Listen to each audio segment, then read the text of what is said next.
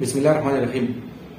ملګرو، د روس او د یوکرین د جنگ د وجې نه د دنیا اکثره ملکونه نن معاشي بحران سره مخ دي، اکونومیک کرایسس وغیرہ راغلي دي.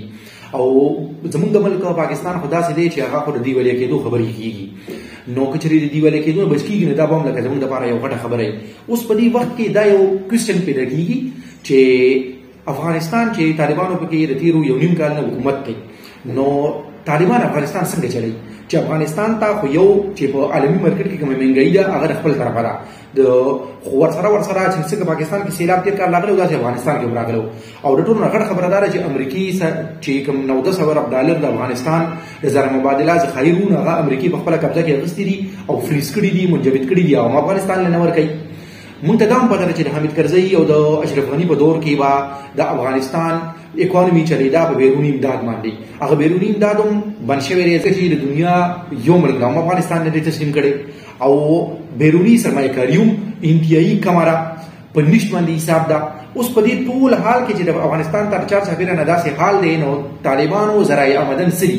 طالبان چې دا کوم کاروبار د حکومت چلی نه دا څنګه چلی؟ د دې نه مخکې که افغانستان د اقتصاد د معیشت لنډ غونډه کې انټروډکشن وکړو، افغانستان د 4 کروڑ د 4 کروڑ خلکو ملک دی او رقبه یې د پاسه 6 لکه مربع کیلومتره ده او ډیر زیات مدنیات دی بګي.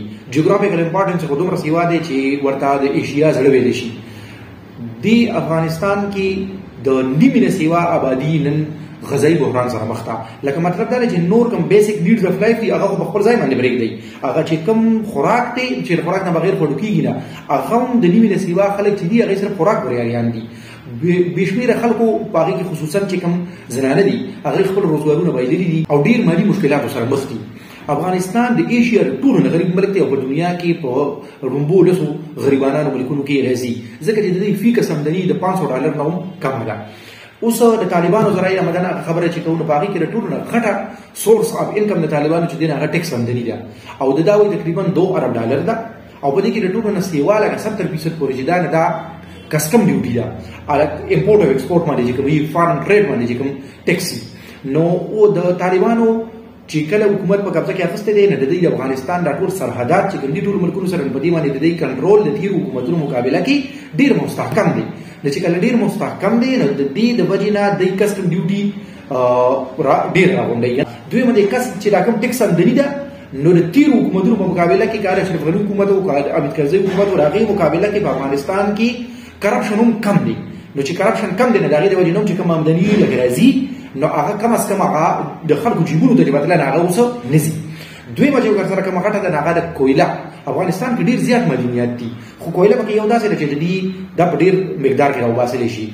تقریبا وایي د 100 د پاسه درمګونه او قانون ودرېږي که نه.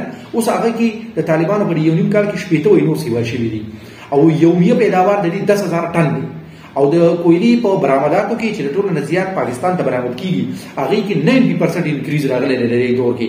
نو دویم سورس اف انکم د دوی دا کویله ده چې دې نه ډېرې پیسې ګټي. 3 نمبر منشیات دي.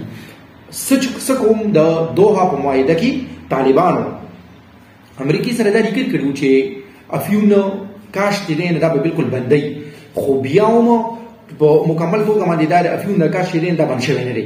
نو چې کوم ځای کې وایي کرلی شي د اقوام متحده رپورټس مطابق اوس هم په ډېره علاقه کې د بزرګونو یې کړه باندې کرلی شي. نو چې دا کوم ځای کې کرلی شي نو مخکې چې به دا کرلی شي نو په هغې کې لینډ لارډ سیکمونو د هغې فایلې وي او د لینډ لارډ سیکمونو دوی به جیبونو ته تلل. حکومت او د لینډ لارډ جاګیردار وه ګډ جوړ وه نه، نو د دوی هغې ته به تلل. اوس د دې چې کوم منشیات کرلی شي د هغې هغه ټوټل آمدني سرکاري خزانې ته راځي. نو د دې د وجې نه یو سورس اف انکم پکې دا یو دی. او څلورم نمبر سورس اف انکم عشر او زکات دي.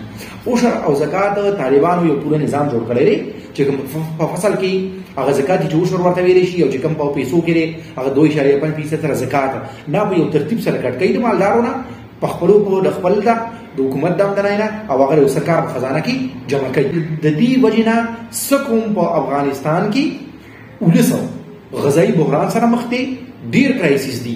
خو بل طرف ته حکومت چې دی نه هغه چې دا ټول سورس انکم د هغې راجمع شي نو د حکومت هغه کاروبار په ښه اسانۍ سره چلیدی شي ځکه طالبان په خپله په سکون کې دي. بله ویډیو کې به بلې موضوع سره راشو. د الله پامان.